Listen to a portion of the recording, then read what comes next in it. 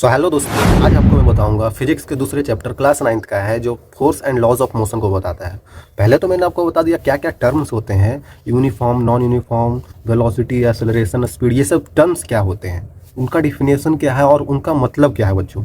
लेकिन अब हम देखेंगे कि इसमें force and laws of motion है, जो हम टर्म्स का यूज कर रहे थे वही टर्म का यूज़ यहाँ पे होगा और उससे हम और डिफिनेशन को पढ़ेंगे। जैसे फोर्स हो गया, लॉज ऑफ मोशन, मोशन जैसे मोशन में अप्लाई होने वाले क्या क्या लॉज होते हैं, है ना, जो हम अपने रियल वर्ल्ड में भी देख सकते हैं। ठीक है बच्चों, तो चलिए आज आपको मैं बताता हूँ क्या है। तो क्लास 9th के स्टूडेंट बिल्कुल इसे देख सकते हैं। ठीक है, तो चलिए बच्चों करते हैं स्टार्ट। तो ये क्या यहाँ पे है, forces and laws of motion. जैसे मैंने अभी बताया कि इसमें हम सारे टर्म्स जो पीछे यूज किए थे उसी का यूज यहाँ भी होगा। जैसे कि अगर मैंने किसी बुक को रख दिया टेबल पे, तो बुक टेबल पे अस्थिर मतलब कि रेस्ट में क्यों है, क्योंकि ये बुक भी तो नीचे इस पे फोर्स लगा रहा होगा। वेट ऑफ बुक भी तो कुछ होगा, जैसे ये पेन है तो इसका भी कुछ वजन है, आप हो आपका भी कुछ वजन होगा, है ना। तो वैसे ही सबका कुछ ना कुछ वजन होता है। तो वो स्थिर क्यों है, रेस्ट स्टेट में क्यों है, क्योंकि वो जितना वेट इसका नीचे लग रहा है वही रिएक्शन फोर्स इस पे ऊपर भी लग रहा होगा। चलिए आगे बताएंगे, ये टर्म्स बस देखना है आपको कैसे कैसे होगा।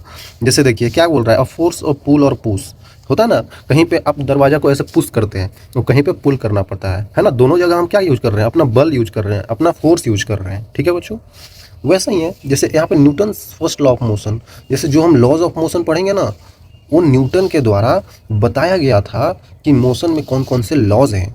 और लॉज बच्चों जो फिनोमिना हमारे नेचर में होता है उसी को हम बताते हैं। जैसे न्यूटन ने और कुछ अलग नहीं किया, जो हमारे नेचर में हैपन हो रहा था, जो पहले से चल रहा था, उसी को थोड़ा और पढ़ा और उसी को बोल दिया कि न्यूटन्स लॉज ऑफ मोशन। वो पहले ही सही था, उसमें कुछ उसने आविष्कार नहीं किया, उसमें वो ऑलरेडी है, बस उसके बारे में हमें न्यूटन ने बताया। ऐसा समझे, तो लॉज वही होते हैं, है ना। जैसे न्यूटन के पहले भी तो सेव ऊपर से नीचे ही गिर रहा होगा, सेव जो होता है ऊपर से नीचे गिर रहा होगा, बट किसी ने ध्यान नहीं दिया।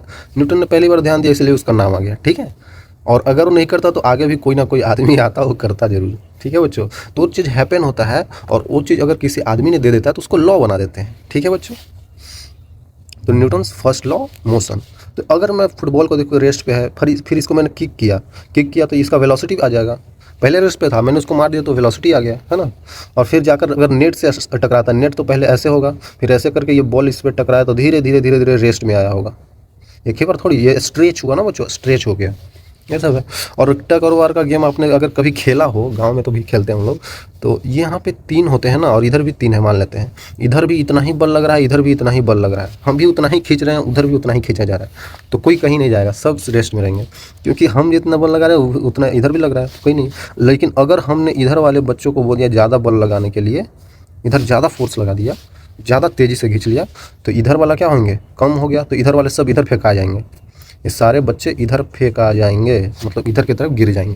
ठीक है बच्चे, ये बेसिक आइडिया है, कोई इसमें दिक्कत नहीं होना चाहिए। ठीक है, देखिए और मैंने एक ऐसे टेबल ला दिया है आपके लिए, क्या है वो, जैसे कि यहाँ पे देखो कि forces and laws of motion. इसमें हम पहले चीज़ देखने वाले हैं फोर्स को, और दूसरी चीज़ देखेंगे न्यूटन्स लॉ ऑफ मोशन को। ठीक है, तो पहले फोर्स में क्या देखेंगे, फोर्स क्या होता है, मास इनटू एक्सेलरेशन, कैसे होता है आगे बताएंगे। ठीक है बच्चों, और एक होता है इसका न्यूटन, न्यूटन होता है इसका यूनिट, फोर्स का यूनिट क्या होता है बच्चों, न्यूटन ही। ठीक है, याद रखिएगा। और ये एक होता है, जैसे जो भी हम पढ़ रहे हैं फोर्स एक बैलेंस्ड फोर्स होगा और एक होगा अनबैलेंस्ड फोर्स। नाम से ही क्लियर है, बैलेंस्ड का मतलब बैलेंस होगा, अनबैलेंस्ड का मतलब अनबैलेंस्ड होगा। जैसे रिजल्टेंट फोर्स इसमें 0 होगा। ठीक है बच्चों, क्योंकि ये बैलेंस्ड है। जैसे टग वार में देखा आपने, रस्सी खींच रहे थे तो उधर भी 300 न्यूटन, इधर भी 300 न्यूटन, तो वो बराबर हो गया, मतलब वो बैलेंस्ड फोर्स है। लेकिन अनबैलेंस्ड फोर्स में क्या होगा, रिजल्टेंट फोर्स होगा ग्रेटर देन 0। हाँ, रिजल्टेंट फोर्स ज़्यादा हो गया, कहीं से 400 खींच दिया, 400 न्यूटन से, उधर 300, तो ज़्यादा हो जाएगा इधर। वैसे ही है, न्यूटन्स लॉ ऑफ मोशन में फर्स्ट लॉ हो जाएगा, सेकंड लॉ होगा, थर्ड लॉ होगा, उसी को हम आगे पढ़ेंगे। ठीक है बच्चों, चलिए आगे चलते हैं। ठीक है, introduction to force. Introduction to force अभी बताया ना बच्चों, फोर्स क्या है, वही जितना बल से उसको खींच रहे हैं ना, ताकत लगा रहे हैं, उसी को फोर्स बोल देते हैं, अपने लैंग्वेज में समझिए। ठीक है, तो ठीक है, introduction to force. Definition of force क्या दिया गया है, ये बताया गया है कि a force is pull, push और pull that can be change the state of motion और शेप ऑफ ऑब्जेक्ट। फोर्स एक ऐसा चीज़ है जो किसी चीज़ पुल करता है, किसी चीज़ को पुल करता है या किसी चीज़ को पुश करता है, और वो क्या करता है, डैट कैन चेंज, वो चेंज कर सकता है उसके स्टेट को, स्टेट ऑफ मोशन को, या फिर शेप या फिर साइज का। समझे बच्चों? देखिए जैसे रबर हो गया, रबर को तो हम ऐसे खींच सकते हैं, तो उसका क्या किया मैंने, शेप चेंज कर दिया, साइज चेंज कर दिया, ठीक है, तो उस पर भी फोर्स लगाया। और कोई चीज़ ये रेस्ट पे है, ये पेन रेस्ट पे है, ऐसे फेंक दिया, तो फेंक दिया तो क्या हो गया, ये मोशन में आ गया। तो वही ये चीज़ है बच्चों, फोर्स एक ऐसा चीज़ है ना जो किसी चीज़ को पुल पुश करता है, या फिर उसका स्टेट ऑफ मोशन को चेंज करता है, या फिर उसका शेप साइज को चेंज करता है। बेसिकली यही चीज़ है, आप खुद से सोचिएगा तो याद हो जाएगा। ठीक है बच्चों, फोर्स क्या है, पुलिंग पुशिंग चीज़ है, और जो किसी का स्टेट ऑफ मोशन को चेंज करता है, शेप साइज को चेंज करता है। क्या तो मोशन का जो इसमें देखेंगे अगर फार्मूला क्या होता है फोर्स में, तो फोर्स का फार्मूला बताया गया है मास इंटू एक्सेलरेशन। फोर्स का फार्मूला बताया गया है मास इंटू एक्सेलरेशन। तो ये भी वेक्टर क्वांटिटी हो जाएगा, मैंने पीछे बता रखा है बच्चों, वेक्टर क्वांटिटी में ऐसे करके हम ऊपर कर देते हैं। मास तो वेक्टर क्वांटिटी नहीं है, लेकिन ये वेक्टर है, ये भी वेक्टर हो जाता है। आई थिंक क्लियर होगा बच्चों आपको। ओके, तो इफेक्ट ऑफ फोर्स क्या होगा, force can be change the state of motion. अभी तो बताया बच्चों, अभी तो बताया, स्टेट ऑफ मोशन को चेंज कर सकता है।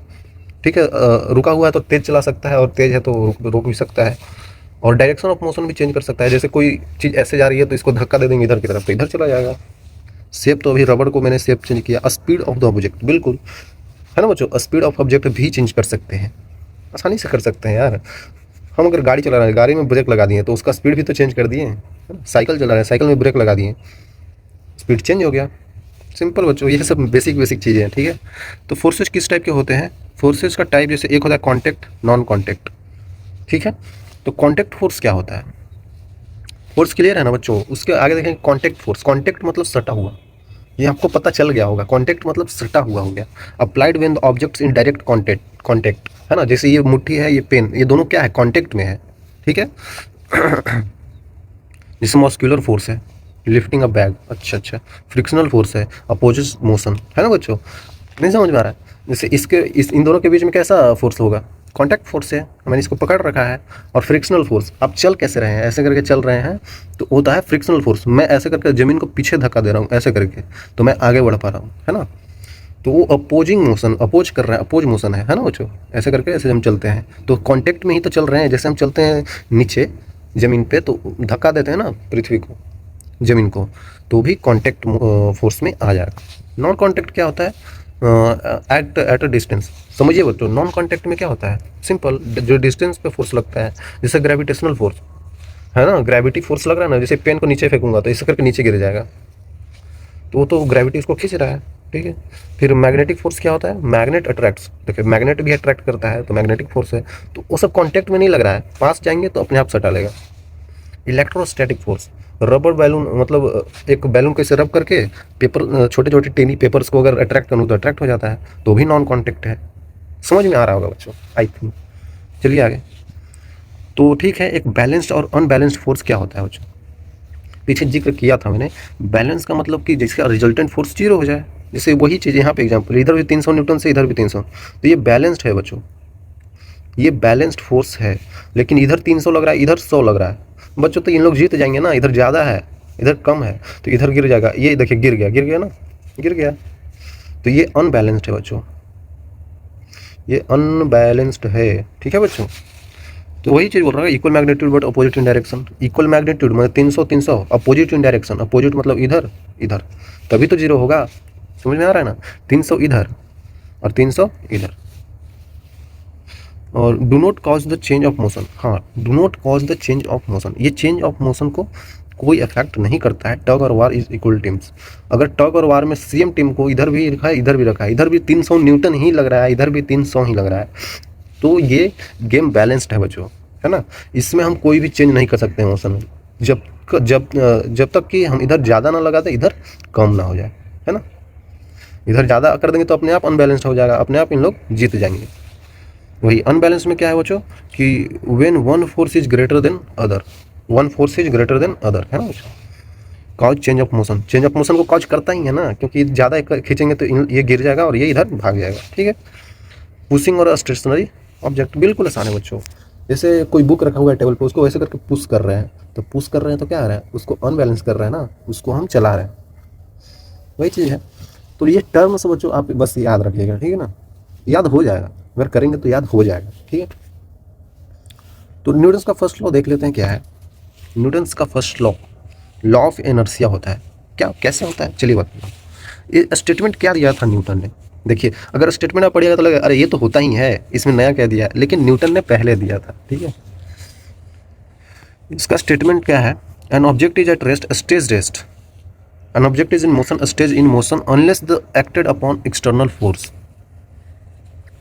ये पेन हमेशा ऐसे ही रहेगा जब तक कि हम इस पर एक्सटर्नल फोर्स ना लगा दें। आ रहा है समझ में बच्चों, ये पेन हमेशा ऐसा ही रहेगा। अगर मैं इसको टेबल पे रख के छोड़ दूं तो हमेशा टेबल पे ही रहेगा, जब तक कि इसको मैं एक्सटर्नल फोर्स ना लगाऊं, जब तक कि कोई आके इसको छुए ना, तब तक ये वैसा ही रहेगा। समझ में आ रहा है। अगर मैं साइकिल चला रहा हूँ, अगर मैं बाइक चला रहा हूँ, तो बाइक हमेशा चलते ही रहेगा। बोलेंगे ये कैसे होगा, हमेशा चलते ही रहेगा जब तक कि उस पर एक्सटर्नल फोर्स ना लग जाए। देखिए फ्रिक्शन तो लग रहा है रोड पे, इसीलिए वो रुक जाता है, लेकिन सोचिए कि फ्रिक्शन ही नहीं है, तो हमेशा वो चलता ही रहेगा बच्चों।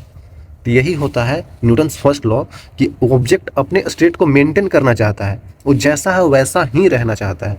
आ रहा समझ में, है ना बच्चों, वो जैसा है वैसा ही रहना चाहता है। वो मोशन में तो मोशन में रहना चाहता है, रेस्ट में है तो रेस्ट में रहना चाहता है, जब तक कि उस पर बाहरी फोर्स ना लगे। आ रहा समझ में बच्चों, तो वही है न्यूटन्स फर्स्ट लॉ। तो आप सोचेंगे ऐसा तो पहले भी होता था, पहले भी हमें भी पता होगा पहले कि जो जैसा है वैसा ही रहना चाहता है। फुटबॉल को मैंने जहाँ पे रख दिया, मान लेते ये फुटबॉल है, फुटबॉल को यहाँ पे रख दिया ग्राउंड पे, तो ये वैसा ही रहेगा जब तक कि कोई बाहरी आदमी इसको ऐसा करके फोर्स ना लगा दे, है ना बच्चों, ये तो आपको पता ही होगा। वही है। तो एक्सप्लेनेशन विद एग्जांपल देख रहे थे, जैसे book remains on the table until pushed, बिल्कुल सही है। Rolling a ball slows down due to friction, ठीक है। अभी बताया ना फुटबॉल कैसे किक करते हैं, तो हमेशा चलते रहना चाहिए, लेकिन रुकता क्यों है, क्योंकि फ्रिक्शन लग रहा है, एक्सटर्नल फोर्स फ्रिक्शन है वहाँ पे, ठीक है, इसलिए वो रुकता है। सोचिए कि फ्रिक्शन है ही नहीं, तो हमेशा बच्चों चलता ही रहेगा। कॉन्सेप्ट ऑफ इनर्शिया क्या होता है, क्योंकि यहाँ पे लॉ ऑफ इनर्शिया क्यों बोला गया है फर्स्ट लॉ को, इसलिए बोला गया है क्योंकि इसमें क्या होता है कि tendency of an object to resist change in motion, tendency of object to resist change in motion. जो ऑब्जेक्ट का टेंडेंसी होता है ना, वो रजिस्ट करता है चेंज इन मोशन को, वो नहीं चाहता कि मेरा मोशन चेंज हो बच्चों, इसी को लॉ ऑफ इनर्शिया बोला दिया जाता है। लॉ ऑफ इनर्शिया क्या है, when an object wants to remain in its state until the other force acted on it, है ना बच्चों, ऐसा करके लिख सकते हैं। तो हमें पता है ग्रेटर मास होगा तो ग्रेटर इनर्शिया होगा। क्यों होगा बच्चों, क्यों नहीं होगा, जितना ज़्यादा उसका मास होगा उतना ज़्यादा तो उस पर इनर्शिया लगाना पड़ेगा ना। कोई भारी चीज़ है तो उसको अगर रेस्ट से मोशन में लाना है तो उस पर ज़्यादा फोर्स लगाना पड़ेगा, ज़्यादा इनर्शिया मतलब उसको स्टेट को चेंज करने में ज़्यादा मेहनत लगेगी बच्चों, वही है। देखिए inertia first law of motion, है ना बच्चों, यहाँ पे लिखा हुआ है। जैसे यहाँ पे एक रखा हुआ है, बॉल में पानी रखा हुआ है, ये ऐसे करके चल रहा है, और ये चलते चलते मैं यहाँ पे ऐसे करके रोक दिया, मैंने रोक दिया बच्चों, तो जैसे ही रोका तो ये पानी धीरे धीरे से ऐसे छलक जाएगा, क्योंकि ये चलता रहना चाहता था, मैंने इसको ज़बरदस्ती रोक दिया, तो मैंने रजिस्ट किया ना, इसका चेंज इन मोशन को रजिस्ट किया, तो रजिस्ट करने पर क्या होगा, ऑब्वियसली ये पानी इधर छलक जाएगा, क्योंकि ये हमेशा चलता रहना चाहता था। क्लियर होगा बच्चों आई थिंक, ठीक है।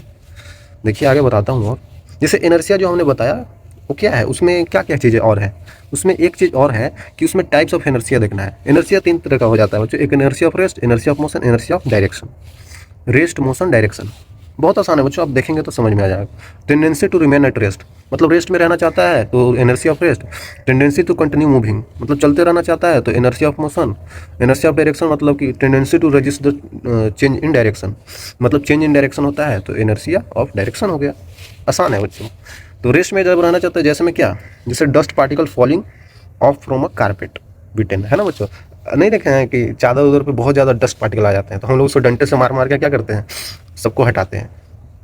तो चादर पे जितने भी गंदगी बैठे हैं ना, वो हमेशा वैसा ही रहना चाहते हैं जब तक कि आप अलग से फोर्स नहीं लगा रहे हैं उसको हटाने के लिए।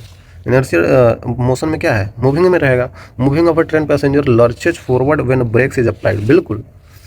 इनर्शिया ऑफ मोशन में क्या है, ट्रेन में अगर सारा चीज़ चल रहा है तो चलता ही रहेगा, अगर ट्रेन ब्रेक मार दे गलती से एक बार में, अचानक ब्रेक मार दे, तो हम आगे की तरफ ऐसे फेंका जाते हैं, ऐसा करके फेंका जाते हैं, है ना बच्चों।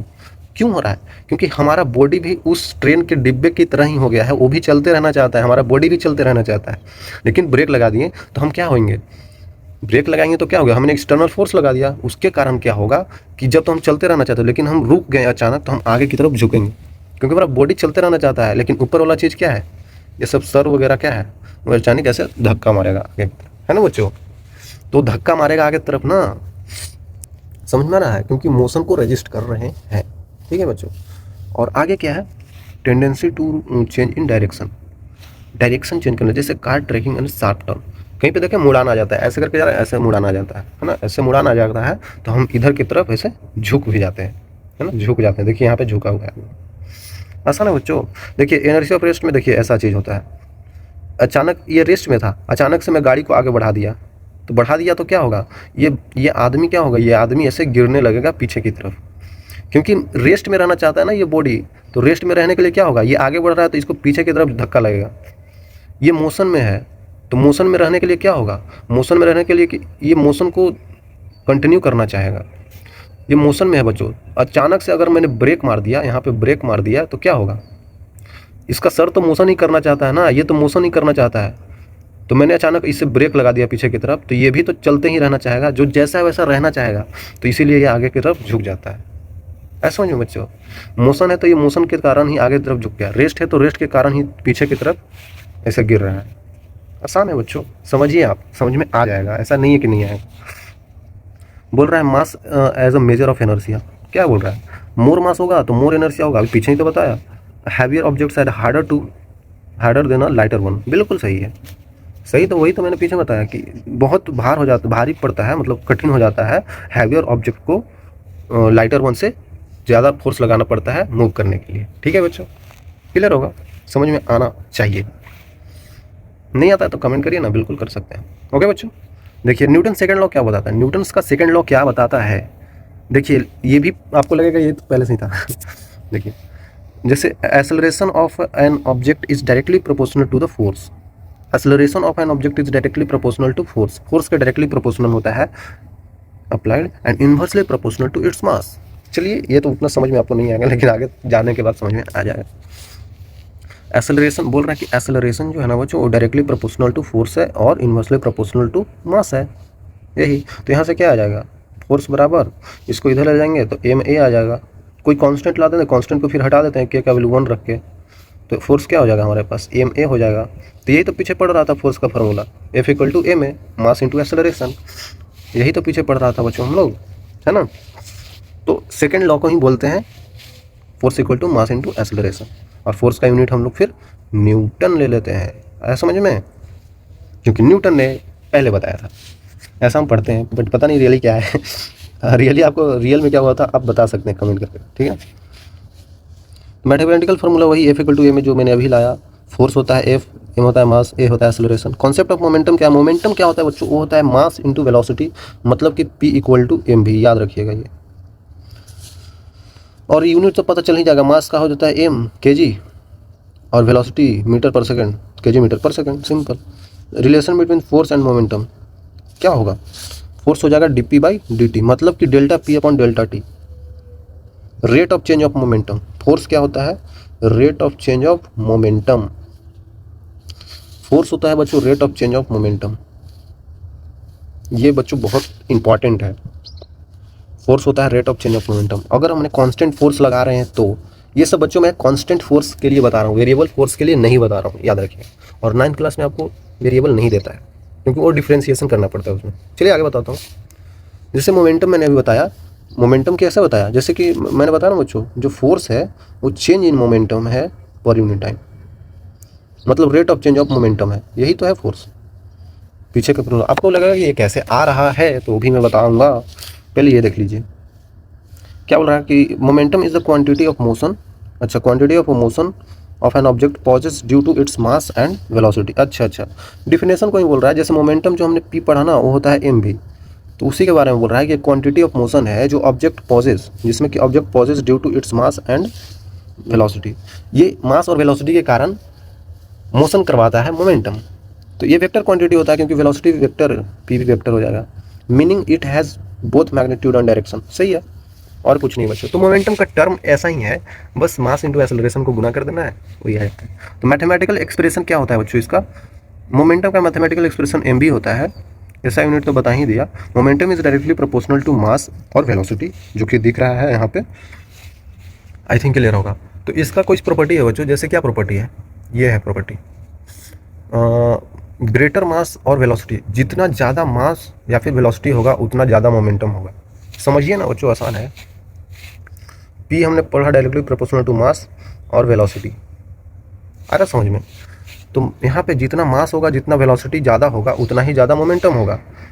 अगर हमारे पास ये सब ज़्यादा है तो ये भी तो ज़्यादा ही होगा, है ना। स्टेशनरी ऑब्जेक्ट है, जीरो मोमेंटम। स्टेशनरी है मतलब वो मूव नहीं कर रहा है, तो वेलोसिटी क्या हो गया, जीरो। तो पी क्या हो गया, जीरो, सिंपल, मोमेंटम जीरो हो गया। Momentum can be transfer during collision, जैसे बिलियर्ड बॉल है, तो मोमेंटम को हम ट्रांसफ़र भी कर सकते हैं। एक बॉल को, जैसे होता है ना, कोई हम अगर कैरम बोर्ड खेल रहे हैं बच्चों, कैरम बोर्ड ऐसे गोटी रखा रहता है ऊपर ऊपर, एक बच्चों स्ट्राइकर होता है, आपने खेला होगा आई थिंक, ऐसे करके रखा रहता है ना गोटी। एक स्ट्राइकर होता है, ऐसे करके इस पर मारता है, ये मारता है तो क्या होता है, इसका वेलोसिटी इसको दे देता है, ये बाहर निकल जाता है ना, और ये बाकी रिमेन ऐसे ही रह जाता है। तो वही होता है बच्चों, कैरम बोर्ड में मारते हैं तो इसका मोमेंटम क्या होता है, इसको ट्रांसफ़र हो जाता है, ठीक है, वैसा ही बोल रहा है। Law of conservation of momentum states that total momentum before the and after the collision remains the same if no external force is acting। देखिए बच्चों, जो होता है ना, मोमेंटम कंजर्व होता है। अगर कोई कोलिजन हो रहा है, कोलिजन मतलब टकराव, तो वो क्या होता है, उसमें मोमेंटम कंजर्व होता है। कंजर्व का मतलब क्या है, कोलिजन से पहले जो मोमेंटम था उतना ही कोलिजन के बाद होगा। जैसे कि दो बॉल टकरा गए, एक इधर वाली बॉल, एक इधर वाली बॉल, तो दो बॉल आपस में अगर ऐसे करके टकरा गए तो क्या होगा, मोमेंटम इनका जो पहले होगा, इसका और इसका बॉल का, दो बॉल है, एक यहाँ इमेजिन कीजिए यहाँ और एक यहाँ, तो दोनों का मोमेंटम पहले जितना होगा और बाद में भी उतना ही होगा। देखिए फ्रिक्शन वगैरह नहीं लगाना है, क्योंकि वो एक्सटर्नल फोर्स हो जाएगा। बोल रहा है कि नो एक्सटर्नल फोर्स एक्ट्स, कोई भी एक्सटर्नल फोर्स नहीं लगना चाहिए, ठीक है बच्चों। अगर एक्सटर्नल फोर्स नहीं लग रहा है तो कोलिजन के बाद भी उनका मोमेंटम सेम होगा। उससे बहुत सारा चीज़ें हम निकाल पाते हैं, ठीक है बच्चों। चलिए आगे चलते हैं। ओके, आगे क्या है, आगे मैं एक चीज़ आपको बताना चाहता हूँ, वो क्या है कि देखिए, हमने आपको कैसे एफ इक्वल टू ए में कैसे आया वो चीज़ मैं आपको बता देता हूँ। वो तो कंफर्म है, उधर से आपने देख लिया होगा। जैसे मान लेते हैं इनिशियल मोमेंटम, पी होता है मोमेंटम, बोलते हैं ना मोमेंटम। तो जो इनिशियल होता है, इनिशियल मोमेंटम, उसको पी आई बोल देते हैं। और जो फाइनल मोमेंटम है, जो फाइनल मोमेंटम है बच्चों, उसको पी एफ बोल देते हैं। तो मोमेंटम क्या होता था, पी इक्वल टू एम भी हमने पीछे पढ़ा। तो एम तो मास हो गया, और भी इनिशियल, मतलब भी इनिशियल को यू से लिख देंगे, और mass into velocity, velocity final भी से लिख देंगे, है ना। यू क्या है यहाँ पे, इनिशियल वेलोसिटी है, इनिशियल वेलोसिटी है बच्चों, ठीक है। भी क्या है देख लीजिए थोड़ा सा, और ये है फाइनल, ये हो गया फाइनल वेलोसिटी। ओके बच्चों, आई थिंक क्लियर होगा आपको। तो हम क्या करते हैं, चेंज इन मोमेंटम लेते हैं, delta P. Change in momentum क्या होता है बच्चों, delta P, P final minus P initial. Change क्या लेंगे, चेंज तो वही लेंगे ना, माइनस कर देंगे, ठीक है। हमने पीछे पढ़ा, अगर कांस्टेंट फोर्स लग रहा हो तो डेल्टा पी को जो है हम रिप्लेस कर देते हैं एफ से। Now when constant force is acting, constant force is acting, ठीक है। कांस्टेंट फोर्स अगर लग रहा हो यहाँ पे, तो जो डेल्टा पी हमारे पास आया था वो क्या था, एम था, एम भी माइनस एम यू। तो ऐसा करके लिख सकते हैं बच्चों इसको, एम इंटू भी माइनस यू, ऐसे करके तो लिख ही सकते हैं। ओके, तो डेल्टा पी एफ से मैंने रिप्लेस किया। एफ क्या होता था, delta P upon delta T, ठीक है बच्चों। ये मैंने आपको पीछे बताया। मोमेंटम क्या था, वो मेरा क्या आया था बच्चों, एम भी minus you upon delta T, वही टाइम। तो यहाँ पे एम इंटू क्या आ जाएगा, भी minus you upon T, delta T वही टाइम। तो ये क्या होता है बच्चों, ये तो आपको पता ही होगा, ये तो आपको पता ही होगा। ये क्या होता है, ये होता है एक्सेलरेशन, पीछे ही तो बता रखा है, तो वहीं से ये चीज़ आ जाएगा। तो फोर्स क्या आ गया बच्चों, मास इंटू एक्सेलरेशन, ठीक है बच्चों। यहीं से आ जाता है न्यूटन सेकंड लॉ से यूज करके force equal to mass into acceleration. एक चीज़ यहाँ पे मैंने छोड़ दिया, अगर मास वेरिएबल हो जाना बच्चों तो यहाँ पे डिफरेंशिएशन करके जाना पड़ता है, वो आपको अभी नहीं समझ में आएगा उतना, क्योंकि डिफरेंशिएशन आना चाहिए उसके लिए, वो 11वीं क्लास में आता है। बाकी इतना आप ध्यान रखिए, सही है, ठीक है। चलिए आगे चलते हैं। तो आगे एक सवाल है, बहुत ईजी सा सवाल है, आप कर सकते हैं बच्चों, आप पहले करिए तब फिर देखिएगा, ठीक है। जल्दी से कर लेते हैं, आसान है क्योंकि, ठीक है। Force acting on object, object कितना है, देखिए जो भी दिया हो उसको पहले लिख लीजिए। मास कितना मुझे दे दिया, 5 kg का दे दिया, और आगे क्या बोल रहा है, 5 kg का मास है, ड्यूरेशन ऑफ 2 सेकंड। एक फोर्स लग रहा है कांस्टेंट फोर्स, देखिए कांस्टेंट फोर्स 2 सेकंड के लिए, टाइम मुझे नहीं दिया 2 सेकंड के लिए, ठीक है। It increases the objects velocity, अच्छा फोर्स लगा रहे हैं तो वेलोसिटी इंक्रीज हो रहा है, कैसे इंक्रीज हो रहा है, यू, इनिशियल दिया है फाइनल दिया है, इनिशियल को यू से लिखते हैं 3 मीटर पर सेकेंड, और भी मुझे फाइनल दे दिया है, कितना दे दिया है 7 मीटर पर सेकेंड, ठीक है। तो अच्छा चलिए यहाँ तक आ गया, तो कांस्टेंट फोर्स निकाल लेते हैं बच्चों। एक्सेलरेशन कितना होगा यहाँ से, देखिए वही v minus you upon T कर देंगे तो कितना हो जाएगा 7 माइनस 3 अपॉन 2, है ना, 4 अपॉन 2, मतलब कि 2 मीटर पर सेकेंड स्क्वायर आ जाएगा, ठीक है। तो यहाँ से फोर्स निकाल सकते हैं बच्चों, वो क्या एम ए हो जाएगा, मास इंटू एक्सेलरेशन। तो देखिए फोर्स क्या हो जाएगा, मास कितना है बच्चों इसका, मास 5 kg है, 5 इंटू 2 मतलब 10 न्यूटन फोर्स आ गया। आसान था यार। और इसके आगे क्या करना है फिर, find the magnitude of applied force, निकाल तो लिया magnitude 10 Newton. Now if the force is applied for a duration of 5 second, अगर मैंने फोर्स को अप्लाई किया है 5 सेकंड के लिए तो what will be the final velocity. आसान है। देखिए एक चीज़ मुझे यहाँ पे दे दिया था, इनिशियल वेलोसिटी तो यही रहेगा क्योंकि इसमें चेंज करने के लिए बोला नहीं है, तो यू क्या हो जाएगा 3 मीटर पर सेकेंड। मुझे फोर्स पता है 10 न्यूटन का है, मुझे इनिशियल वेलोसिटी निकालना है, what would be the final velocity निकालना है। तो फोर्स का फॉर्मूला यूज कर दीजिए, मास इनटू एक्सेलरेशन, ठीक है। तो यहाँ पे क्या करेंगे फिर, फोर्स 10 है इक्वल टू मास कितना है 5 है, एक्सेलरेशन को v minus you, v final minus you क्या है 3 है, अपॉन टाइम कितना ड्यूरेशन के लिए, यहाँ पे बोला है 5 सेकंड के लिए 5 से 5 उड़ गया, आगे क्या आ जाएगा 10 इक्वल टू v माइनस 3, तो v इक्वल टू 13 मीटर पर सेकंड। कितना आसान था बच्चों, आसान है यार, कर सकते हैं आप लोग, बिल्कुल करिए, खुद से करिए बच्चों, ठीक है, तब आपको अच्छा लगेगा कि हमने पढ़ा तो खुद से किया। ओके चलिए आगे चलते हैं। मोटर कार मूविंग, फिर से आसान सा सवाल, मोटर कार मूविंग दे दिया हुआ यहाँ पे वेलोसिटी, टाइम दे दिया स्टॉप होने में। अच्छा मोटर कार जो कि किस वेलोसिटी से मूव कर रहा है 108 किलोमीटर पर आवर से, ठीक है, और उसको 4 सेकंड टाइम लगता है स्टॉप होने में। टाइम कितना लगता है 4 सेकंड लगता है स्टॉप होने में, मतलब फाइनली स्टॉप हो रहा है, मतलब कि फाइनली ये रेस्ट पे आ रहा है ना। फाइनली ये भी फाइनल क्या हो रहा है इसका, रेस्ट पे आ रहा है, रेस्ट मतलब फाइनली इसका वेलोसिटी 0 हो रहा है बच्चों, मतलब ये इनिशियल था। अच्छा ठीक है, तो यहाँ पे मैं एक्सेलरेशन नहीं निकाल सकता हूँ, भी फाइनल मतलब वही माइनस यू भी इनिशियल अपॉन टाइम, ठीक है। तो भी फाइनल 0 है माइनस 108। अच्छा 108 को किलोमीटर पर आवर को मैंने मीटर पर सेकंड में बदलना चाहिए ना। देखिए हमेशा याद रखिएगा बच्चों कि 108 है किलोमीटर पर आवर है, इसका मतलब कि मीटर पर सेकंड में बदलना है। 108 इंटू किलोमीटर के मीटर में बदलेंगे तो 1000, 1 किलोमीटर में 1000 मीटर। आवर मतलब घंटा, घंटा को सेकंड में कैसे होगा 60, 1 घंटा में 60 मिनट, 60 मिनट 1 मिनट में 60 सेकंड। देखिए ऐसे करके, तो ये ऐसे करके कटेगा, ऐसे करके कटेगा, ये कितना हो जाएगा 5, हो जाएगा 3, 3 छक 18, मतलब समझिए बच्चों 108 गुने 5/18 मीटर पर सेकंड में आएगा, ठीक है। तो 18 से कितना बार में कटेगा 18 95, 18 छक 78 से, तो 30 मीटर पर सेकंड आएगा बच्चों। ओके आई थिंक क्लियर होगा बच्चों। हमेशा याद रखिएगा 5/18 ही लेना पड़ता है मीटर पर सेकंड में बदलने के लिए, याद रखिएगा, ठीक है।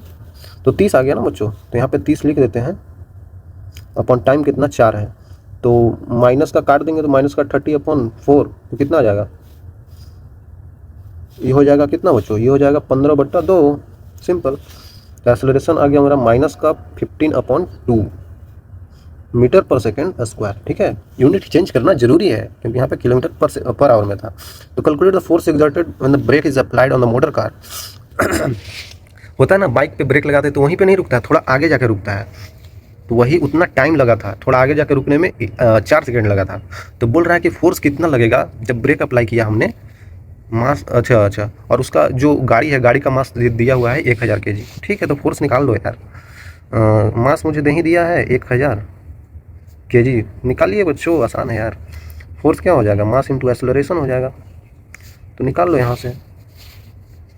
मास हो गया 1000 केजी इंटू एक्सेलरेशन मुझे माइनस का 15/2 दे ही दिया है। अब तो और आसान हो गया, इसको काट दो 500 में, 75 न्यूटन। आप सोचेंगे मैंने यहाँ पे नेगेटिव क्यों नहीं लिखा, है ना बच्चों, ये न्यूटन है, ठीक है। तो यहाँ पे नेगेटिव क्यों नहीं लिखा, नेगेटिव का आना चाहिए ना, बिल्कुल आना चाहिए, क्योंकि बच्चों जैसे हमने पढ़ा था रिटार्डेशन, रिटार्डेशन मतलब होता है कि नेगेटिव एक्सेलरेशन, तो वही यहाँ पे हो रहा है ना। तो नेगेटिव आ रहा है बच्चों, आ सकता है, फोर्स नेगेटिव में लग सकता है, ठीक है। आई थिंक क्लियर होगा बच्चों, चलिए आगे चलते हैं। एक और आसान सा सवाल है, इसमें बोला जा रहा है कि हमारे पास क्या है, हमारे पास मास है 20 ग्राम का, ठीक है, 20 ग्राम का मास है अलॉन्ग विद स्ट्रेट लाइन, ठीक है। एक ग्राफ दे दिया और मास दे दिया, चलिए आगे देख लेते हैं। तो सोल्व करना इसका बहुत इजी है बच्चों, कैसे, भी और टी ग्राफ दिया हुआ है, समझिए ना यार, आसान है ना। भी टी ग्राफ दे दिया है मुझे, तो इसका मतलब मैंने क्या पढ़ाया है, एक्सेलरेशन क्या होता है, चेंज इन वेलोसिटी डेल्टा भी अपॉन टी, ठीक है। यहाँ पे तो जीरो ही होगा, तो वही, तो फिर डेल्टा भी इक्वल टू कितना हो जाएगा, ए इंटू टी, है ना। तो ये अगर हो गया, अगर ये हो गया तो समझ रहे हैं, ये y क्या हो जाएगा, y equal to M X, समझिए स्ट्रेट लाइन आ गया बच्चों, स्ट्रेट लाइन आ गया तो आसान हो गया ना, स्ट्रेट लाइन आ गया तो y बराबर एम एक्स, तो ये क्या होता है, स्लोप, स्लोप होता है। तो मेरा क्या होगा, एक्सेलरेशन ही स्लोप हो जाएगा बच्चों। देखिए t तो x पे है ही, t तो x पे है ही, t तो x पे है, और वेलोसिटी क्या है, y पे है। देखिए ये सब तो मिल गया, तो इसका स्लोप देखना है, इस लाइन का स्लोप देखना है बच्चों, इस लाइन का स्लोप देखना है। तो स्लोप एक्स एक्सिस से कितना इसका एंगल है वो देखते थे, 10 थीटा लेते हैं ना, 10 ऑफ दिस एंगल, तो पहले ये एंगल निकाल लेते हैं, फिर ये घटा देंगे, सिंपल, ये घटा देंगे, पहले ये एंगल ले लेता हूँ, ये कितना है बच्चों, फिर उसके बाद ये एंगल ले लूँगा, ये मान लेते हैं थीटा है, तो 10 थीटा यहाँ पे देखिए बच्चों, 10 of theta equal to perpendicular upon base, ये हाइट कितना है बच्चों, ये हाइट कितना है, 20 ही तो है, 20 अपॉन ये कितना है 1 से 10 तक 10 है, तो यही कट गया, तो 10 थीटा मेरा 2 आ गया बच्चों, 10 थीटा 2 आ गया, है ना। तो ये कितना हो जाएगा, ये हो जाएगा 180 माइनस थीटा, क्यों होगा, क्योंकि बच्चों ये पूरा स्ट्रेट लाइन है, तो स्ट्रेट लाइन में ये थीटा है, तो ये पूरा क्या होता है 180, 180 में से थीटा घटाएंगे तो ये तो आ जाएगा, यही तो आ जाएगा, ठीक है। तो इसका 10 ले लो, अब आसानी से ले सकते हो। तो अब लेना है 10 ऑफ 180 माइनस थीटा बच्चों, तो 180 माइनस थीटा सेकेंड क्वाड्रेंट में आ जाएगा, पता है ना बच्चों, ये फर्स्ट होता है, ये सेकंड होता है, ये थर्ड होता है, और ये फोर्थ होता है, आई थिंक पता होगा आपको।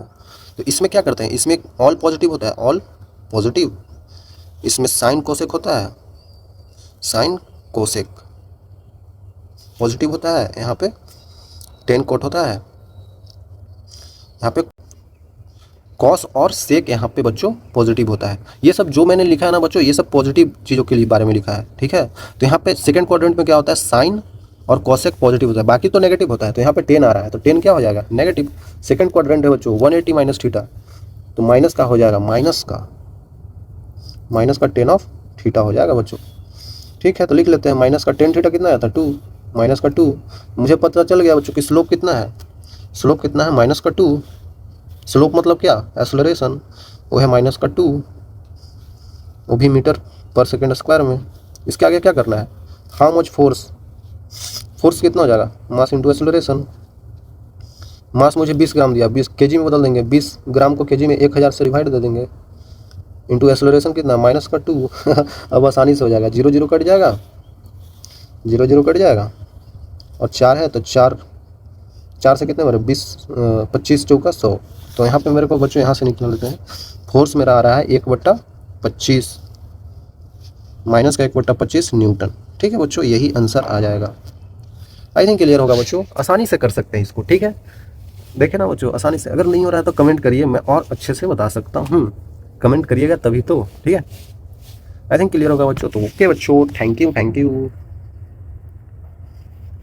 ओके, मिलेंगे आगे। आसान है, टेंशन नहीं लेना है, टाइम लगे तो लगे, सीखना है बस। ठीक है, चलिए।